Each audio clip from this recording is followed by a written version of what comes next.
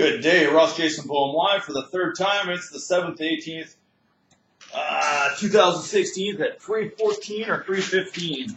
There's the newspaper, nice and new, not sitting in some psych ward. Let's talk about Canadian immigrants. I've read it, sent out the Discovery Canada out to a fucking few people I know, a cousin, uncle, a couple Asians that I know that pretend and act with you, a little bit ignorant and whatnot. I don't know if they're part of some racial discrimination thing, even a Mexican boy and his associate friends of the CRA and the local government being the CRA and Larry Junglis, our mayor. Not being ignorant or rude, those are the applications. My application for the military and the same one I gave to the RCMP as well, because I just filled out another one and handed them all the information that I gave to the military as well. As a questionnaire, it asks for 10 places you lived and references of schools and other courses that you've taken as well. That's right. And 3 different events you would like to apply for, like a military, police, infantry, soldier, and whatever else. Because the military is supposed to train you after basic training and train you whatever area that you desire in jobs. And they do all the training. You're not supposed to have training before you get in there. According to when I applied, there was a $10,000 grant / enticement to join if you had electrical journeymanship or plumbing or security at that time, which might be a bait and trap. Who knows? But to get to the point, to become an immigrant, I think you should have RCMP officer or military as well. You should have an application for your background check of psychological and personal views of life. Ex-classmates can be notified at any time. You must register 10 to 20 people that you personally know and socialize with on a regular basis, as well as your jobs as well.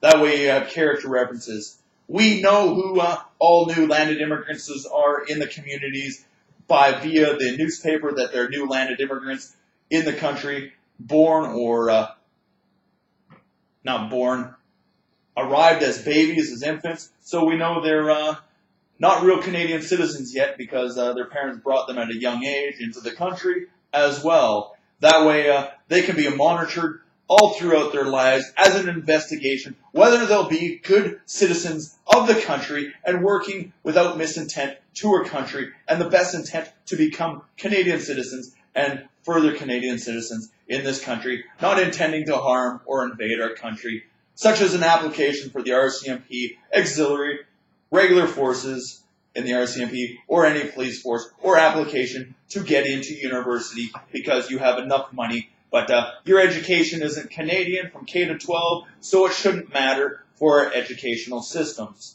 As it says, you have to speak fluent English to get into our universities and speak fluent Canadian, Quebec French, or English Canadian United States. That's my thing on today on applications for military and police. Must have references of all people you went to school with at any time. They can be notified for your character references on what you were like as a youth. Any organizations you went to, such as Cub Scouts and hockey and all that kind of stuff. And on your application, you have to have at least 10 to 20 people of good reference that you're socialized with, as well as places that you might have lived. And that's right. Everybody in the community is notified as new immigrants into the country that they can place any complaint that a foreigner is acting up, and the military or RCMP aren't listening to them because they're being assaulted with ignorance towards a Canadian citizen.